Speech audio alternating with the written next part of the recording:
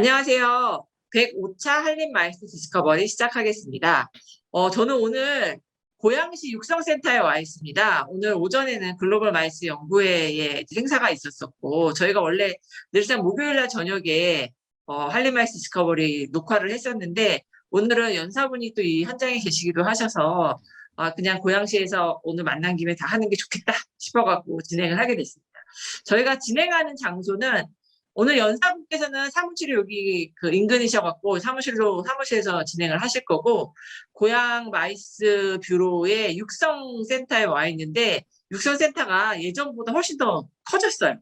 제 뒤에 화면 그냥 지금 있는 그대로 보여드리는 건데 정말 좋습니다. 혹시 고양시에서 사업하고 싶으신 분들 있으면 여기다가 사업자 등록을 받는지도 잘 모르겠지만, 아무튼 고양시 그 CBB하고 이야기를 해보시면 정말 좋은 장소를 제공받으실 수 있지 않을까 싶은 생각이 듭니다. 자, 그러면 오늘 이번 주 105차로 이제 예정되어 있던 내용을 진행을 해보도록 하겠습니다. 저희가 이번에 준비한 내용은 전시회의 메타버스 활용에 대한 이야기를 준비를 했습니다. 메타버스 자체가 워낙에 사회적인 화두이기도 하고, 저희 마이스 분야에서도 메타버스를 어떻게 적용해야 될까 하는 부분에 관심이 되게 많고, 또 저희 학교도 작게나마 콘텐츠진흥원에서 나온 메타버스 용역에 같이 참여하고 있는 부분이 있습니다. 그래서 저희 용역을 같이 하고 계시는 4디비전의 심현보 대표님을 모시고 메타버스라는 이 기술력을 전시회에 어떻게 접목시키는 게 좋을지 그런 내용을 한번 들어보도록 하겠습니다. 네, 대표님 우선 그러면 인사해 주시면서 강의 시작해 주시면 좋을 것 같습니다. 예, 안녕하세요. 저는 고양시에서 ICT 쪽 사업을 하고 있는 4디비전의 심현보라고 합니다. 이번에 제가 문체부 콘텐츠진흥원이라는 그 지정 공모 과제 실가상 연동 마이스 플랫폼 그게 이번에 저희가 선정이 돼서 지금 한림대 황 교수님하고 같이 저희 과제를 시작했습니다. 과제는 총 3년이고요. 2024년도에 시범 서비스를 킨텍스에서 실가상 연동으로 해서 마무리 짓는 과제로 되어 있고요. 국내에서는 처음으로 메타버스 외에 인공지능이라든지 그 외에 어떤 AR 내비게이션, 그 다음에 표준화까지 통합해서 하는 국내 마이스 분야에서는 처음으로 여러 가지 기술이 혼합된 그런 과제였고요. 이 과제를 통해서 저희도 이제 메타버스 플랫폼을 구축을 하고 마이스뿐만 아니라 뭐 많은 분야의 메타버스랑 연동할 수 있는 방안을 모색 중에 있습니다. 그러면은 짧게나마 저희가 전시 메타버스 활용에 대해서 제 의견을 발표하겠습니다.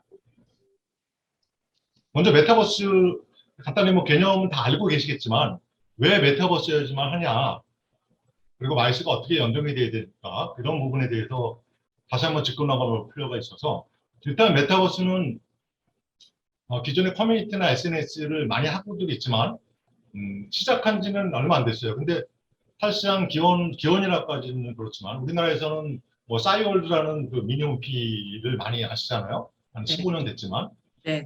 그거의 3D 버전이라고 보시면 되는데, 거기에 이제 많은 사람들이 이제 일종의 그런 여기서 말하는 팬덤이 생겼어요. 로블록스 같은 경우는 어린아이들 주로 10대에서 한 20대까지 초반까지 많이들 거의 지금 1억 6,400만 명 기준에 한 70%가 10대 애들 기준이기 때문에 얘네들이 레고 블록처럼 게임을 내가 만들어서 하는 그런 걸로 많이 뜬 거고, 제페토는 일반적인 플랫폼 기준으로 들어가서 커뮤니티 위주의 파티도 하고 친구도 사귀고 하는 거, 그래서 한 2억 명 정도의 커뮤니티를 지금 형성을 하고 있고요. 포트나이트는 좀 특이한 게 공연 위주로 많이들 하고 있어요. 그래서 얼마 전에 BTS도 공연을 해서 팬사인을 해서 동시 접속자 수 5만 명을 기록을 했었고, 지금은 3억 5천만 명으로 해서 가장 많은 메타버스 유저를 확립을 하고 있습니다. 마인크래프트도 동일하게 지금 1억 1,200만 명 정도가 되어 있고요. 이런 거를 이제 분석을 해보면 하루에 머무는 시간이, 로블록스 같은 경우는 이용자가 하루에 머무는 시간이 이렇게 많다라는 156분, 50분. 최소한 SNS, 유튜브라든지 인스타그램보다도 거의 3배 내지 4배 이상 많이 머문다. 음, 그러니까 이 정도면은 거의 팬덤이 형성된 거가 아닐까. 고객이 아니라 팬덤으로 봐야 될 것 같고요.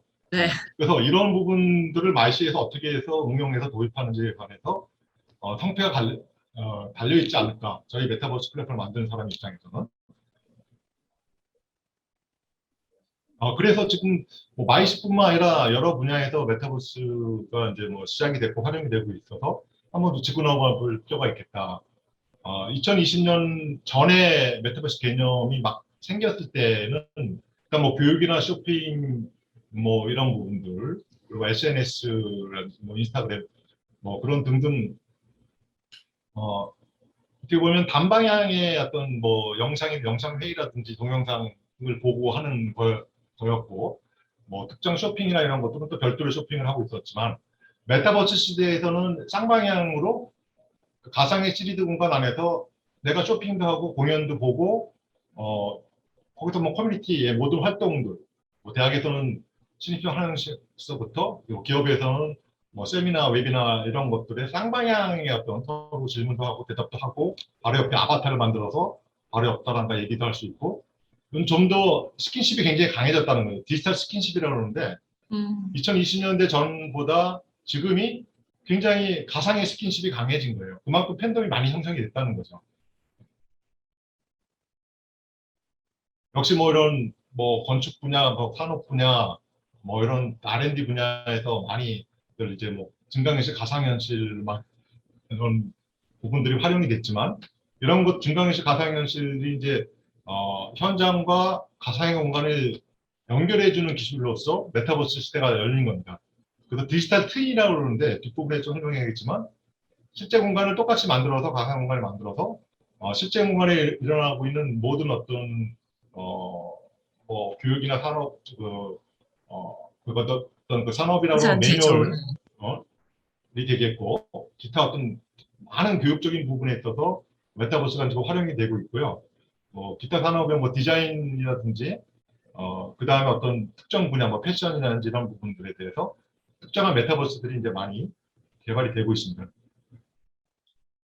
요게 그래서 제가 디지털 트윈에 대해서 좀 설명을 하고 가야 될 건 무조건 현실 세계랑 똑같이 만든다고 해서 디지털 트윈이 아니고요.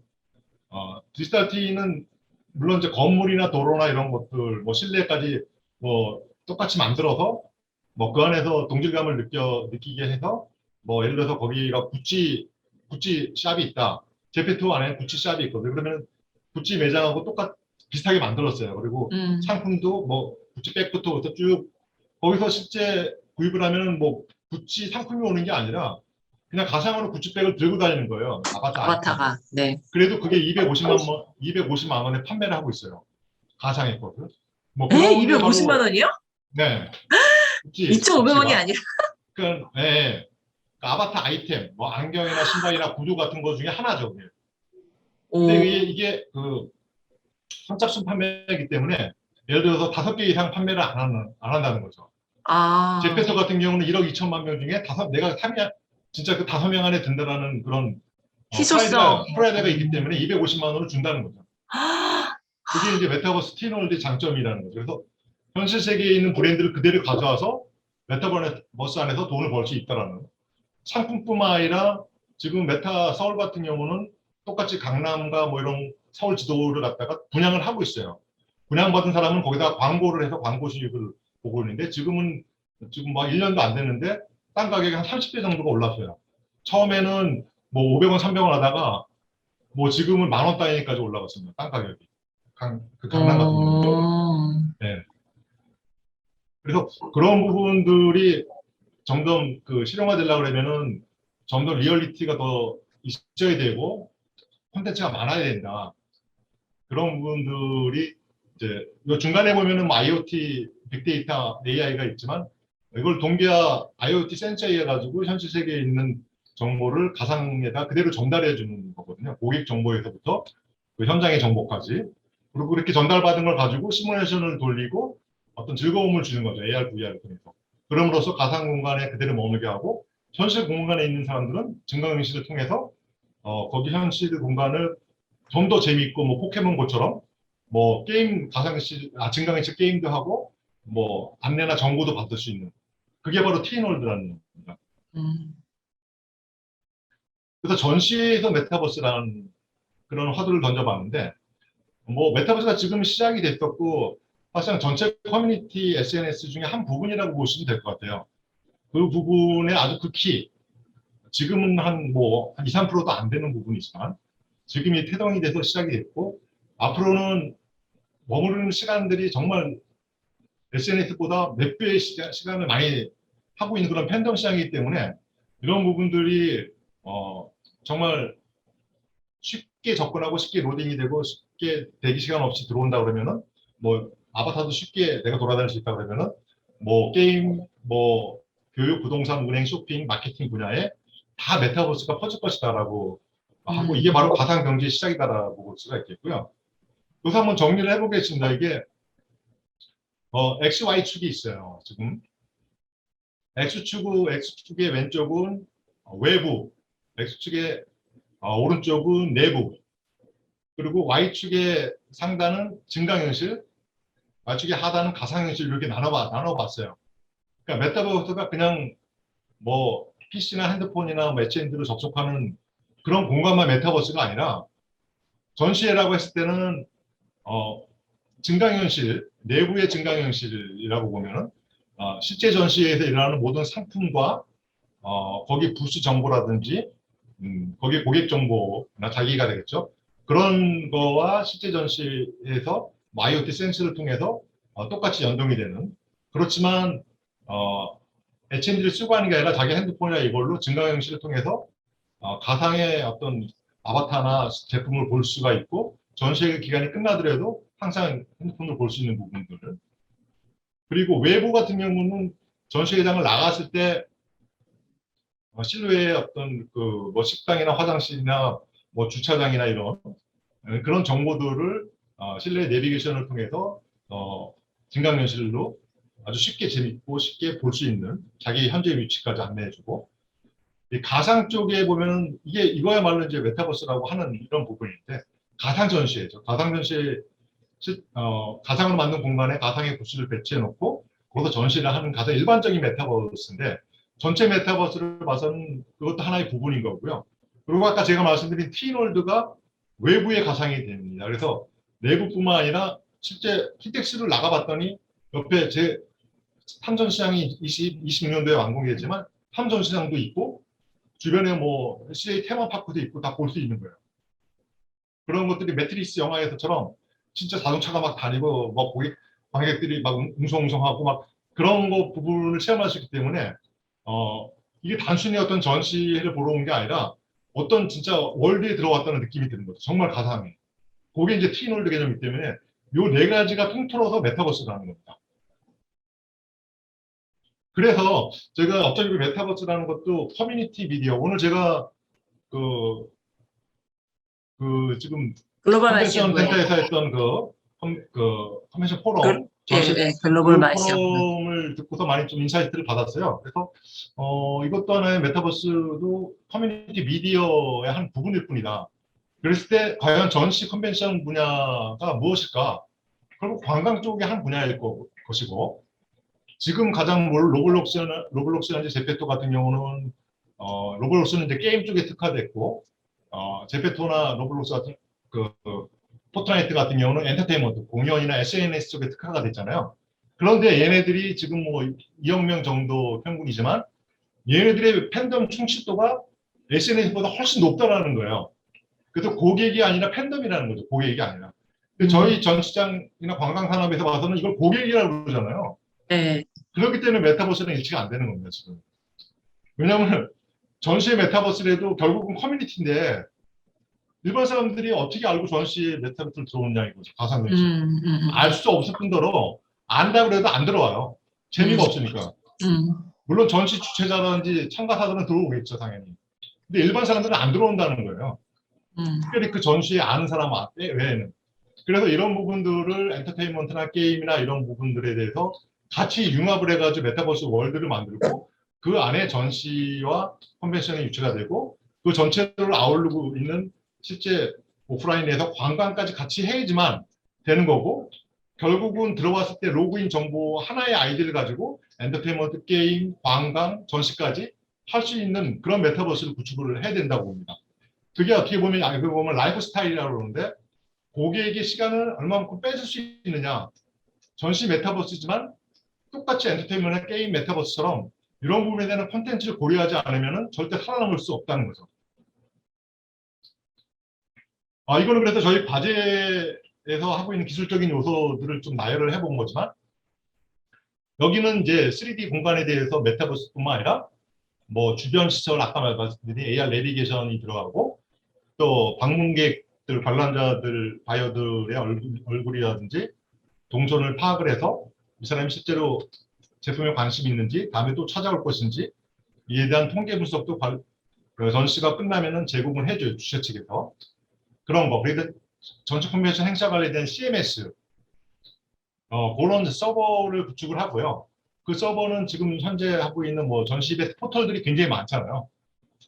그런 포털들하고 비슷하게 되는데 거기에서 아바타를 통해서 내가 아바타를 생성하고 아바타가 돌아다니면서 부스도 체험하고 아바타끼리 서로 커뮤니티가 하고 또 아바타가 난 아바타 싫어 난 여기서 진짜 얼굴을 보고 싶어 하고 콜을 요청을 하면은 바로 또 실시간으로 화상 대화를 할 수 있는 거 모든 것이 다 포함이 된 겁니다. 그래서 이런 거를 하나의 어떤 제공했을 때 전시 주최 측이나 또 전시 대행사, 기획사 그리고 개발사들 그리고 전시에 관련된 모든 어떤 그 제품 용역사들 전시 부스 디자이너 이런 사람들한테 저희 플랫폼을 다 제공해서 아주 쉽게 전시회를 만들 수 있고 행위 자체 뭐 결과가 아니라 그 프로세싱 자체를 즐길 수 있게 해서 전시 관련된 모든 업체들이라든지 그런 매니아층을 조성을 해가지고 간단하게 전시회도 만들 수 있고 올려볼 수 있고 내 아바타나 상대 아바타를 서로 커뮤니케이션 할 수 있는 그렇게 돼야지만 메타버스 전시회도 살아남지 않을까라고 생각을 하고 있습니다. 그래서 제가 여기에 지금 저희가 개발하고 있는 메타버스 전시의 그 UI 흐름도예요. 그래서 회원 가입을 하고 보통 이건 다 일반적인 겁니다. 그래서 전시회를 선택을 하고 내가 어떤 전시회를 볼 선택이 되면은 이제 어떤 캐릭터를 만들죠.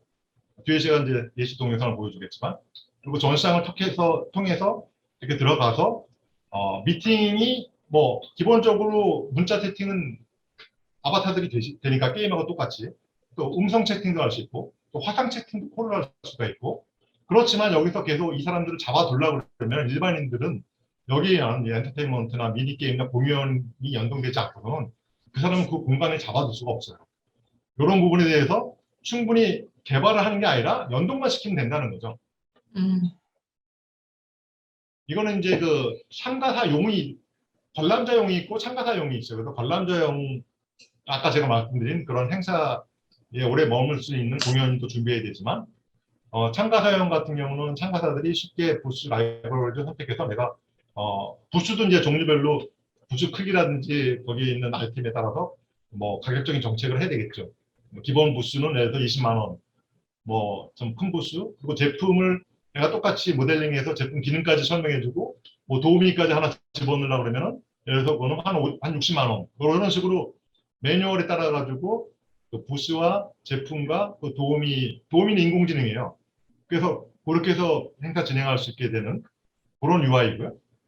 그래서 결국적으로 보면 하나 통합이 된다 그러면 이게 뭘 결제가 있잖아요. 여기서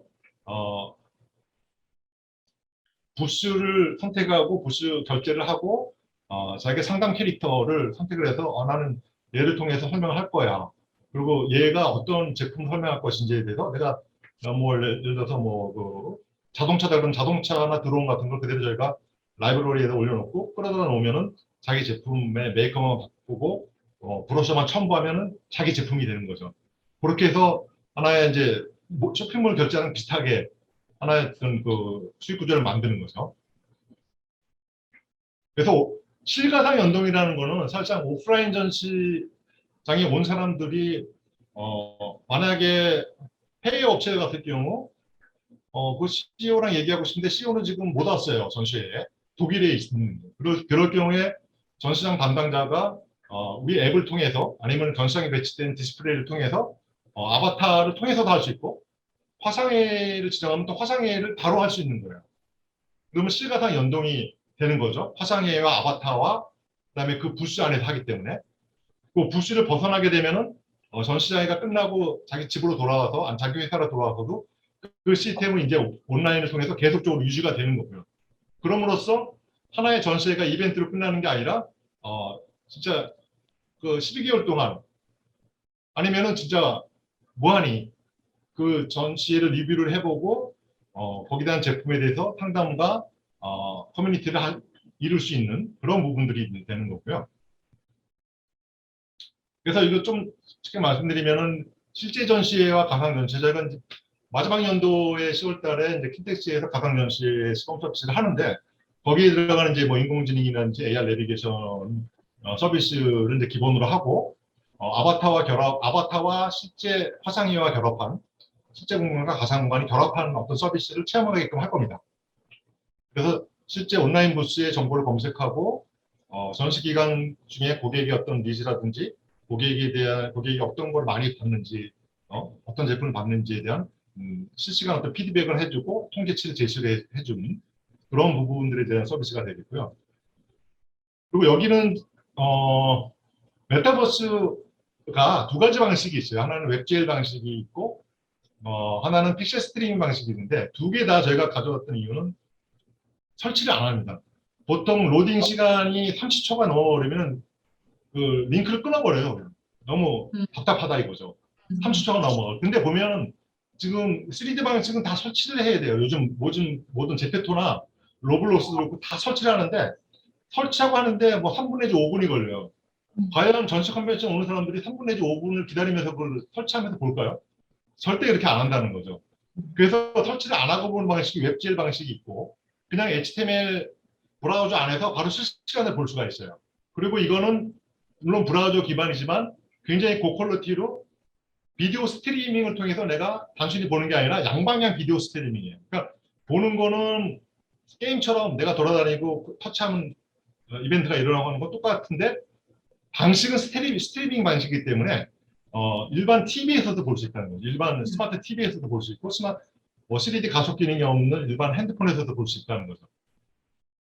그래서 요거는 지금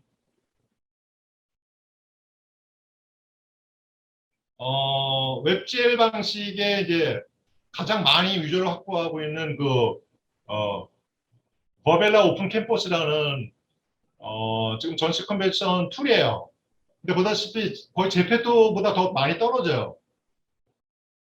그래서 이것도 설치 방식인데 최근에는 무설치 방식으로 돼 있는 거죠.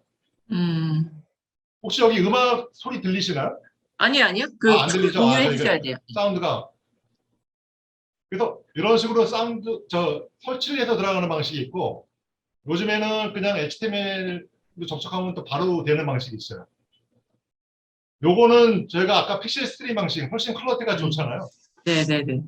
굉장히 안정적이고 이게 제가 말씀드린 이것도 설치를 하고 하는 건 기본인데 설치를 안 하고 그냥 HTML 접속하면은 비디오 스트리밍으로 내가 이 내비게이션을 할 수 있다는 장점이 있어요. 그래서 부스에 대해서 실제로 가서 보는 거 정도의 착각을 불러일으키게 그런 내비게이션이 가능하게끔 만들기 때문에 앞으로는 저희가 이번에 과제한 것도 이 방식으로 갈 겁니다. 그래서 좀 더 리얼리티하고 정말 전시에 참여하는 느낌이 날 수 있게 그렇게 저희가 아바타라든지 주변의 환경이라든지 뭐 빛이라든지 뭐 여러 가지 뭐 그림자 효과라든지 이런 것들이 정말 게임 이상의 퀄리티를 낼 수 있는 그런 쪽으로 전시 컨벤션 메타버스가 가야 되지 않나 생각을 하고 있습니다.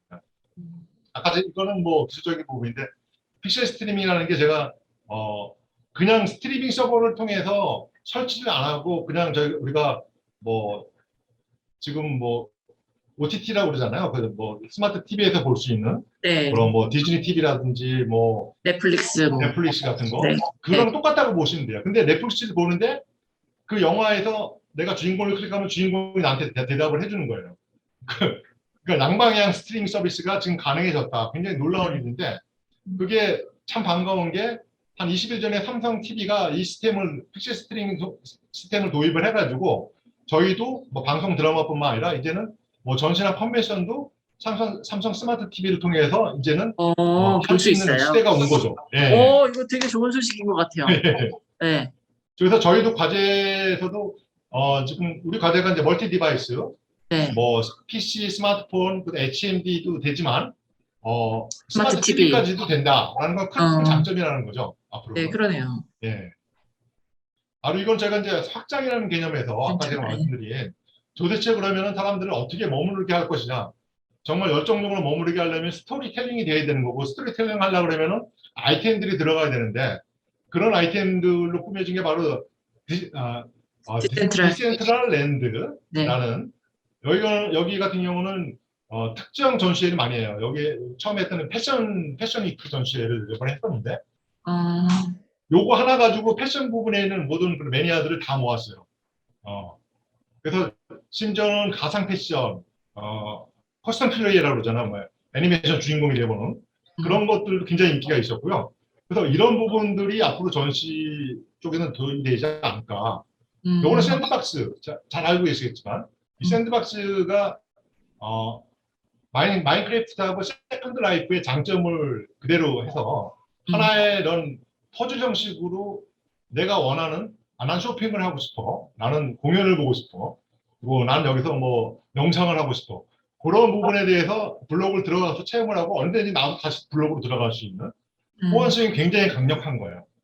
그래서 저희도 여기다가 전시장을 하나 집어넣으면 전시 보러 아니 뭐 명상하러 왔다가 뭐 전시도 보고 뭐 게임하러 왔다가 전시도 보고 하는 거죠.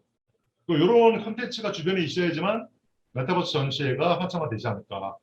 마지막으로 이거는 로블록스 같은 경우도 사용자 생성 콘텐츠다. 그래서 제가 말씀드리는 건 우리 과제가 단순히 뭐 만들어서 끝나는 게 아니라 저희가 저작 도구를 제공을 합니다. 이 저작 도구를 가지면은 간단한 구글 스케치업처럼 제가 기본적으로 라이브러리를 한 200개 정도 제공을 해서 전시회나 부스를 내가 배치만 해놓으면 매너 체크하고 뭐 거기 뭐 회사 정보라든지 매핑이라든지 로고라든지 동영상 기타 뭐 이미지 정보들을 내가 마음대로 할 수가 있어요. 그래서 전시 기획자 그리고 관람자까지 나중에 더 나가서 뭐 진짜 아이들까지 내가 전시를 하고 싶어. 그러면 그 전시를 만들어서 할 수 있게끔.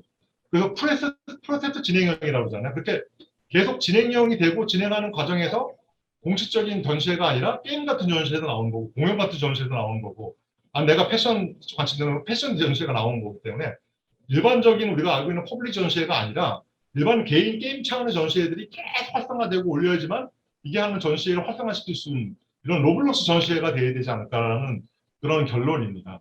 요거는 그래서 제가 그 중에 하나 저희 회사의 장점이지만 이런 메타 휴먼이라고 해서 실제 지금 우리가 언리얼에서 하고 있는 메타 휴먼 크리에이터를 만들게 되면은 실제 사람보다 더 실제 같은 사람 린 미켈라 같은 경우는 300만이 넘는 유저를 확보를 하고 있어요. 나머지들도 10만, 로즈 같은 경우는 우리나라에서는 10만 유저를 이런 애들이 메타버스 안에서 도우미로 나와서 공연도 하고 안내도 해줘야지만 사람들이 들어본다는 거죠.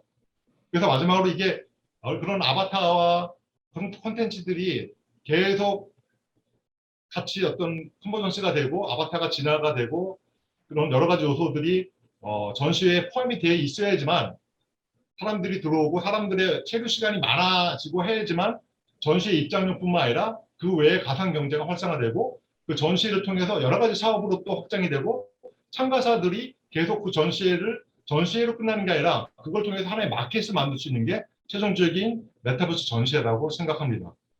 요 마지막 영상을 제가 보여드리겠는데 이게 지금 저희가 마지막 연도에 그 만드는 메타버스 전시회의 하나의 예시라고 보시면 됩니다. 이게 하나의 서울을 그대로 만들었는데 이게 그냥 영화나 그런 렌더링된 영상이 아니라 실시간으로 메타버스 공간이에요, 이게. 되게 진짜 같네요. 그래서 이 안에 아바타가 돌아다니죠. 기존에 우리가 생각하는 뭐 제페토나 이런 것처럼 막 만화스러운 게 아니라 약간 진짜 현실 같은. 그러면 아바타가 지금 돌아다니잖아요. 그래서 이거는 리프로젝트라는 건데 여기서 내가 그 취직도 하고 창업도 하고 여기서 돈을 벌어서 실제 NFT 머니를 받아요. 가상 머니를 받아서 여기서 경제 활동하는 그런 메타버스예요.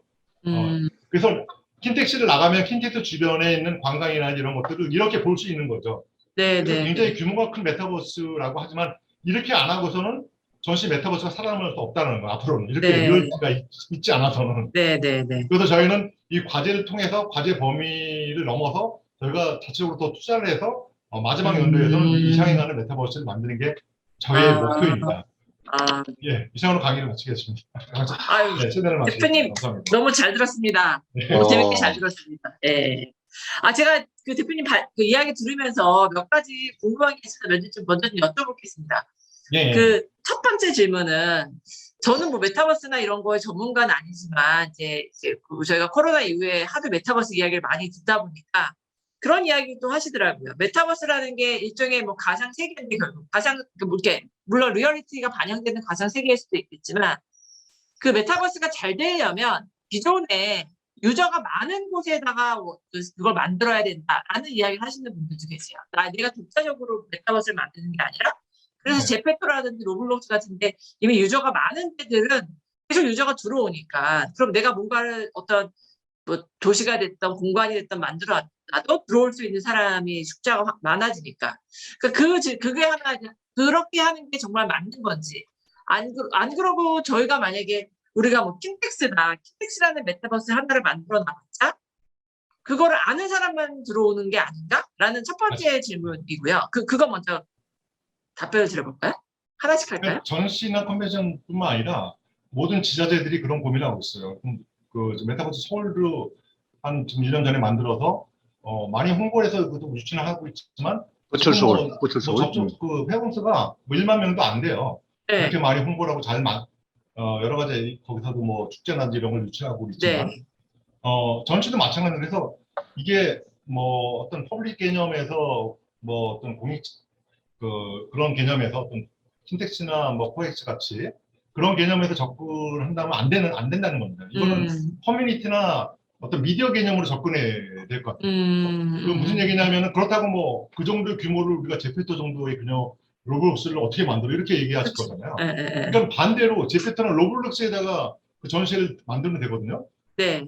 그렇게 해서 유치되고 만약에 우리가 이제 킨텍스를 똑같이 만들었다 그러면은 그 킨텍스에서 전시되어 있는 전시회를 그거에 한정해서 그 마케팅하고 홍보하는 게 아니라 그거를 예를 들어서 뭐 BTS 내한공연이라든지 뭐 기타 뭐 어떤 그런 패션쇼라든지 그 진짜 그 MZ 세대들이나 뭐 예를 들어서 뭐 산업 전시 할 때 젊은 애들이 안 오잖아요. 그렇지만 젊은 애들도 오게 할 수 있는 방법이 여러 개가 있어요. 네네네. 그리고 이제 공연을 온오프라인을 연동을 할 때 온라인을 통해서 또 오프라인으로 가게도 할 수도 있거든요. 그런 네. 방법들 그 외국에서도 그 스페인에서 IMAX 전시했을 때 그런 방법들을 많이 써가지고 지금 했었고 실제 온라인에서 하는 명상 아이템을 오프라인에서도 명상을 할 수 있게끔 또 방을 만들어서 진행을 했었어요. IMAX 전시에.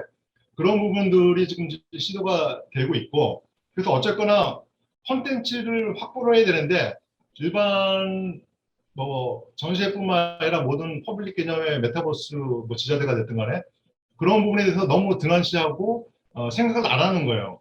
예를 들어서 뭐 블랙핑크를 우리가 오프라인에서 유치하려고 그러면은 한 번 하는데 3억 정도 내야 돼요. 로열티를.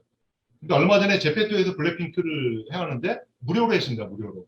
팬사인회도 하고 대신에 블랙핑크랑 거의 비슷한 아바타를 4개를 만들었죠. 그거 만드는 건 굉장히 쉬워요. 네. 그렇게 하는 방법이 있더라고요. 그래서 우리도 전시회 같은 경우는 어떤 공익적인 개념도 있는 전시회들이 많이 있잖아요. 그러면은 네.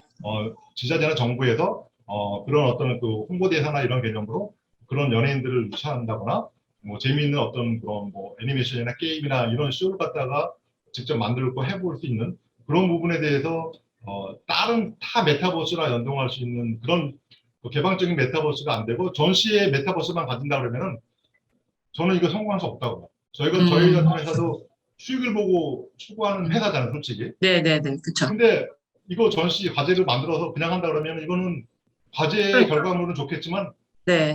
이거 절대 실제 활용이 낼 수가 되는지가. 네, 없어요. 그냥 무상으로 제공을 하면 하겠지만 저희는. 두 번째 질문은 이게 24시간 운영이 될 수 있다라는 이야기들도 해요, 사람들이. 그러면 근데 어쨌든 아바타가 움직이는데 실제로는 사람이 아바타를 움직이는 거 아닌가요? 그러니까 아바타가 내비게이션을 하는 거예요. 그러니까 메타버스의 개념 중에 하나가 아까 제가 말씀드린 가상 세계가 있잖아요. 네네네. 가상 세계에서 내가 돌아다녀야 되잖아요. 물론 네. 아바타 없이도 돌아다닐 수 있어요. 그냥 카메라 뷰로. 그렇게 할 수도 있지만 내가 실제로 가상 세계에 있다라는 경험을 주기 위해서 나랑 비슷한 아바타를 만드는 거죠. 아니면 내가 네. 선호하는 부캐라고 그러는데 부캐 리터를 만들어서 걔를 통해서 내가 다른 아바타를 와 같이 만나고, 네. 옆에 있는 아바타. 근데 뭐 화상회의 같은 경우는 이렇게 면대면으로 보기 때문에 옆에 사람들 돌려서 얘기해 볼 수도 없고 옆에 사람과 이렇게 뭐 할 수도 없잖아요. 근데 아바타는 한 사람하고 얘기하다가도 옆에 사람과 또 고개 돌려서 얘기할 수도 있고 또 다른 부스에 있는 전시품도 볼 수 있잖아요. 그런 장점이 있다라는 거죠. 화상회의보다. 아니, 근데 이제, 그래서 아바타가 필요한 겁니다. 예. 그러니까 아바타가, 그러니까 결국은 사람이, 그러니까 뭔가, 그러니까 아바타가 자발적으로 혼자 돌아다니는 게 아니라 결국은 제가 앉아서 내 아바타를 움직이고 있어야 되잖아요. 근데 제가 24시간 할 수는 없잖아요. 그러니까 그러면 밤에 해외에서 들어오는 시간대에는 다른 사람이 내 아바타를 움직여야 되나? 이런 생각이 제가 갑자기 헛갈리는데. 그러니까 그게 그 메타버스를 무슨 목적으로 쓰냐에 접근하느냐의 따라서. 차이예요. 예를 들어서 뭐 제페토나 로블로스 같은 경우는 내 아바타가 여러 군데 돌아다니면서 구경도 하고 커뮤니티 하고 제페토는 그냥 교실 안에서 애들끼리 파티를 열고 그래요. 또 가면은 뭐 거기서 신입생 하는 것도 하고 내가 원하는 공간 안에 들어가는 요 과정이 그 아바타가 이동하는 과정을 즐겨요. 그런데 전시회에서는 솔직히 일반 전시회들도 걸어다니면 피곤하잖아요. 다리가 아프잖아요. 네.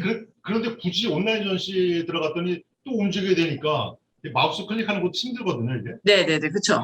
그렇게 할 필요가 있냐. 나는 그래서 3D 전시 필요 없다. 나는 그냥 2D로 업체 바로 들어가서 네네네. 업체 제품만 보고 그냥 화상회의하면 끝난다.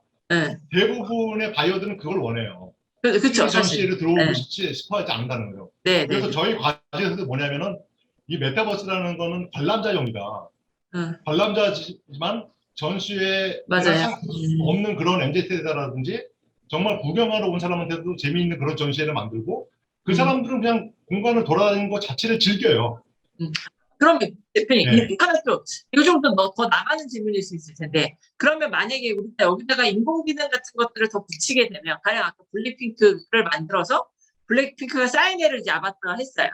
그렇다라고 하면 이제 그냥 원래 개념에서는 진짜 사람 블랙핑크가 아바타를 통해 갖고서 사인을 해주는 건데 이게 블랙핑크가 오면 바꾸겠어요. 그러니까 이 아바타에다가는 AI 같은 거를 심어놔서 이 AI가 가상 인간이랑 마찬가지네요. 가상 인간이 그냥 다 사인을 해주는 그런 형태가 되거나 그런 형태처럼 그러면 우리 전시회에서도 내가 어떤 게 뭐 이렇게 딱 조작을 해놓으면 내 아바타가 돌아다니면서 내가 얘가 돌아다니면서 이렇게 그 뭐 여러 부스의 정보를 얻는 이거를 내가 직접 같이 하지 않고 얘가 혼자서 그거 다 받아다 놨다가 내가 원하는 것만 보여주는 이런 것도 당연히 가능하겠네요. 지금 지금 팬사인회 말씀하셔서 아주 네. 좋은 그 말씀하셨는데 네. 그렇게 실행했어요. 제페토는 이제 NFT 기술이 있어서 선착순이에요. 선착순에서 뭐 1000명을 끊어서 처음에 물론 팬 사인은 다 준비가 돼 있어요. 네네네. 디지털 이미지예요. 네, 디지털 그렇겠죠. 이미지를 처음 받는 사람은 예를 들어서 처음 받는 사람은 그게 100만 원도 될 수 있어요. 근데 나서 1000번째 받는 사람들은 10원이 되는 거예요. 그게 받는 순서대로 NFT에서 가격을 매겨요. 그래서 내가 처음 받는 팬 사인을 하지만 봤을 때는 똑같은 팬 사인이지만 내가 처음 받았다는 거에 해가지고 그 사인 가격이 100만 원이 되는 거죠. 그런 식으로 팬 사인회뿐만 아니라 모든 실제 공연이라든지 거기에 무슨 미술품이라든지 모든 그런 퍼포먼스라고 그러는데 그런 행위들이 NFT로 정확하게 가치를 매겨져 가지고 그 메타버스를 통해서 판매가 이루어지고 있어요 지금. 그 NFT 가치를 매기는 거는 누가 하는 거예요? NFT 그 블록체인 기반의 시스템이에요. 그 시스템이 안에서 자동적으로 가치를 매기는 예. 걔가 자동적으로 하는 거예요? 어떤 가치 같은 걸 주는 게 아니라? 그러니까 제가 이제 기준을 두는 거죠. 여기서 우리가 만들 내가 때? 처음에 선착순으로 내가 첫 번째로 접촉했던 사람은 가장 높은 첫 번째로 설정했던 100만 원의 가치를 받는 거예요. 그런데 첫 번째로 하기가 굉장히 어렵거든요. 그게? 네, 그렇겠죠. 그런 식으로 두 번째는 예를 들어서 99만 원. 네. 그런 식으로 가치를 자동으로 내가 거기에 대한 물론 100만 원이나 이런 기준 자체는 만약에 미술품이면 미술품 거기서 전시하는 사람들이 미리 먼저 가격을 정하겠죠. 네. 그 500만 원짜리다. 아티스트의 선호도에 네. 따라가지고, 아티스트의 지명도에 따라가지고 음, 제품이 틀리겠죠. 그렇지만 음. 똑같은 디지털 제품, 이어도. 이미지나 동영상이라 하더라도 그 전시회에서 한정 제품이라든지, 아니, 음, 제품이 뭐 10개, 100개 판매가 안 된다. 음, 그런 거에 대한 어떤 기준 자체는 NFT의 기록이 그대로 남아있는 거예요. 그 파일을 열었을 때 내가 열 번째 구매했던 거, 첫 번째 구매했던 것들이 그대로 남아있기 때문에 나중에 되팔더라도 그 가치는 계속 지속이 되는 겁니다.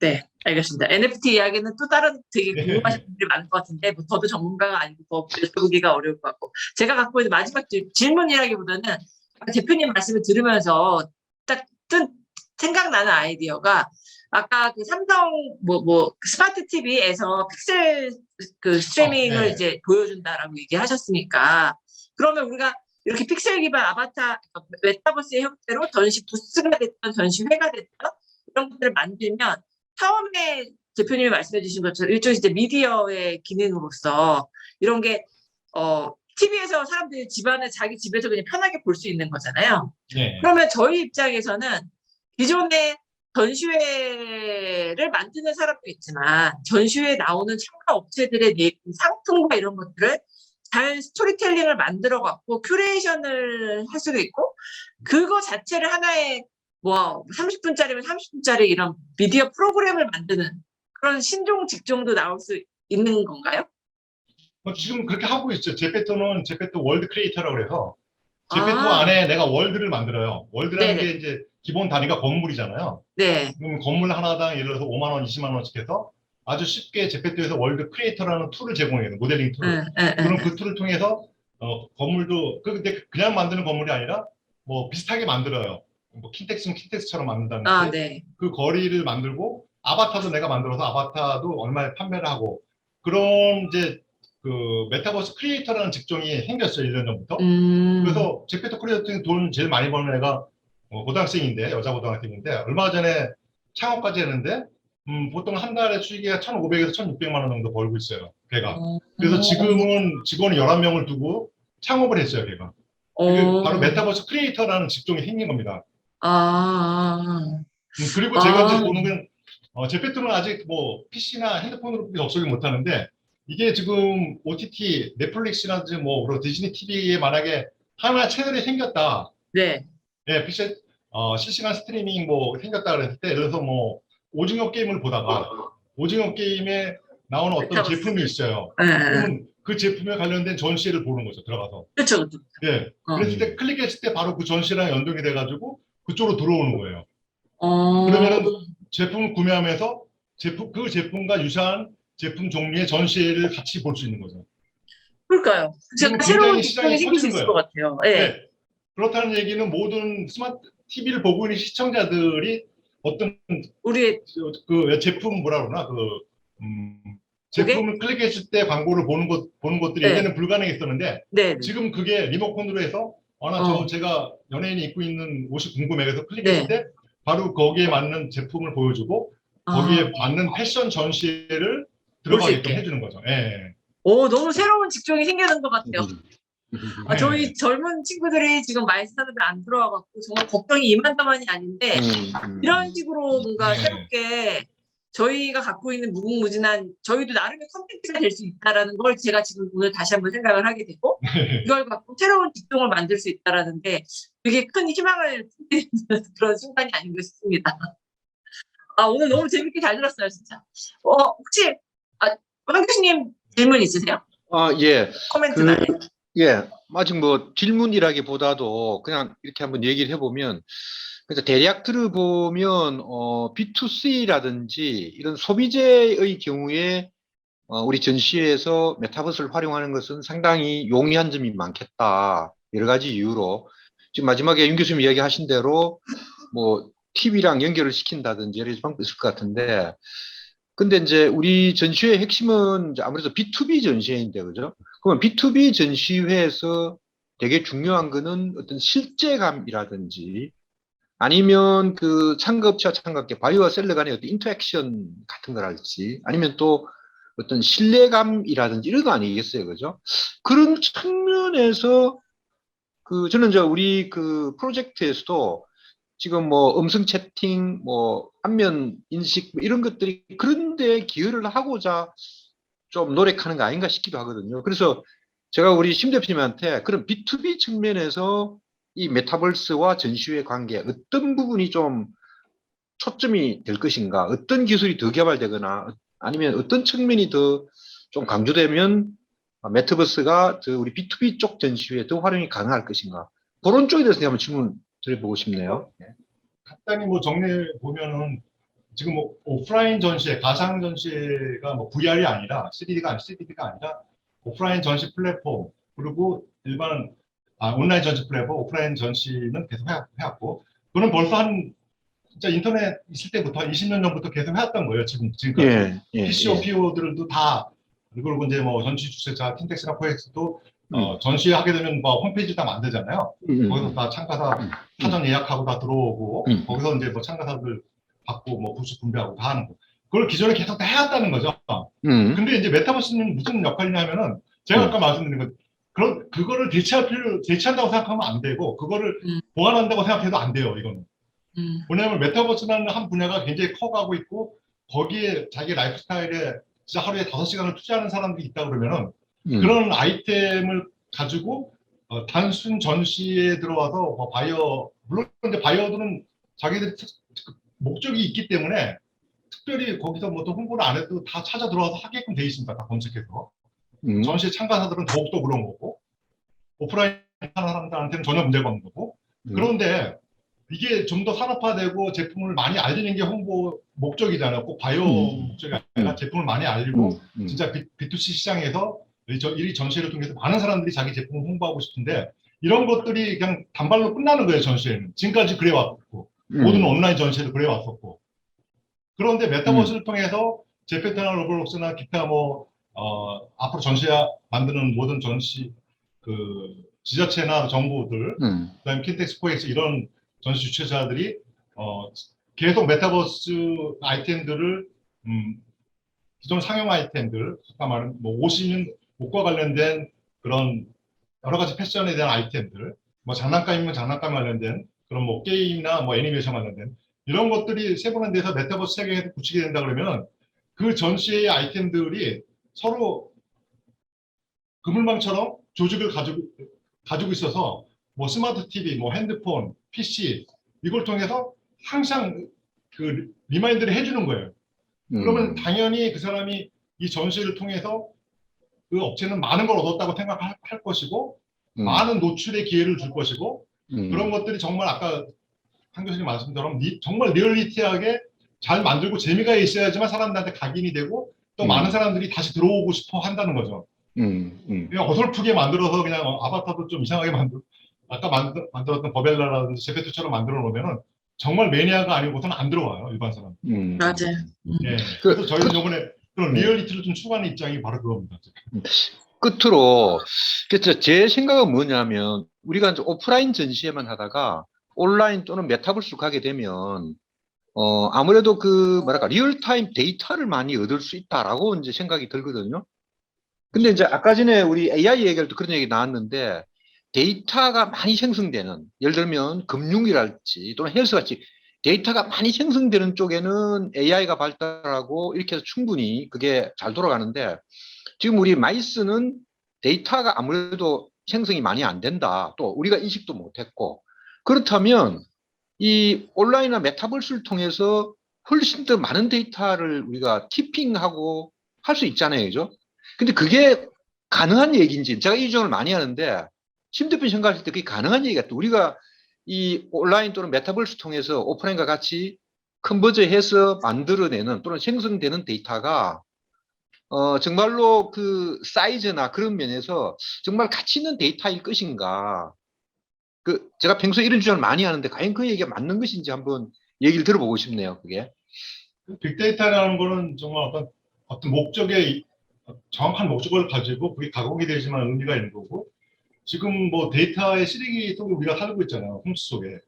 가장 많이 활용하는 게 마켓들이거든요. 대형 마켓, 뭐 이마트나 그렇죠. 이런 데인데 걔네들은 항상 포인트를 관리하는 게 이제 그게 빅데이터거든요. 언제 어느 시점에서 뭐 어떤 물건을 샀더라. 근데 걔네들이 딱 한 군데밖에 안 써요. 두 군데구나. 하나는 매장 배치해 주는 거. 어. 그 매장 여기다 앞에다가 이제 식품 매장 레이아웃. 대신에 이번에 이제 뭐 에어컨을 배치한다는 선풍기 이런 식으로 계절별로 가장 사람들이 많이 가는 동선에다가 가장 원하는 제품을 배치해 주는 거, 연령대별 뭐 남성별.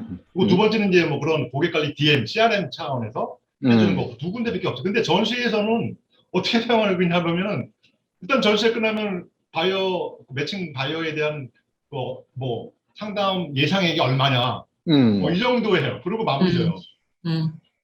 그거밖에 없죠. 그러려면 뭐 굳이 거기에 대해서 보통 우리가 인공지능을 이용해서 고객에게 뭐 제품에 관심이 있는지 매출 이게 무슨 의미가 있냐 이거 사실상. 네, 정말 그 고객의 표정까지 뭐 음성의 패턴까지 감지해가지고 할 필요가 있냐? 그건 다 쓰레기 데이터가 돼버린다 결국은.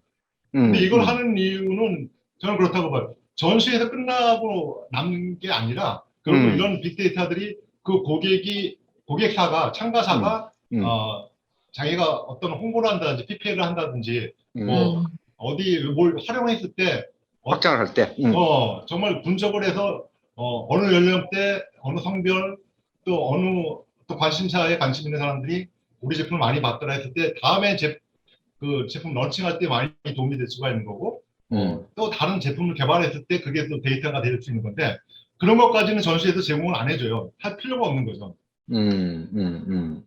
그리고 당연히 이제 바이어와 그 참가사들에 대한 근데 CRM 데이터들은 당연히 저희가 이제 인공지능에서 분석을 해서 제공해 주게 되면은 기존에 했던 것보다는 훨씬 분석 시간이라든지 제공해 주는 데이터의 질이 굉장히 올라간다.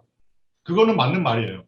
그걸 기본으로 해서 더 확장할 수 있는 그 마케팅에 활용할 수 있는 빅데이터를 인공지능으로 수직 분석을 해서 제공해 준다는 데 의미가 있다고 봅니다. 오케이. 예. 네. 알겠습니다. 오늘 저희 원래 내일 해야 되는데 갑자기 날짜 바꿔갖고 이렇게 부탁을 드렸는데도 너무 좋은 내용으로 강의해 주셔서 감사드리고요. 아닙니다, 감사합니다. 예, 메타버스에 대해서 저는 아무튼 오늘 새로운 직종을 하나 찾았다라는 게 너무 기쁜 순간이 아닌가 싶습니다. 네, 수고 많으셨고 다음에 또 메타버스와 관련돼서 좋은 기회가 되면은 다시 또 모이실 수 있는 저희 또 프로젝트가 잘 돼갖고 신 대표님 하시는 그 사업이 우리 전시회에 잘 될 것 같아. 네, 잘 될 것 같아요. 예, 예, 전시회에 큰 도움이 되면 좋겠습니다. 포집이 좀 많이 지금 스포트하고 있는데 잘 될 것 같아요. 낙인 대해서 많이 좀 가르쳐 주세요. 네, 전시 커뮤니케이션 쪽은 저는 잘 몰라서 대학원의 직원을 많이 보내주세요. 지도를 해주시면 대학원의 직원을 저희가 보내주세요. 그대로 네. 메타버스를 만들겠습니다. 알겠습니다. 네, 너무 고맙습니다. 네, 감사합니다. 네, 고맙습니다. 수고하셨습니다. 감사합니다.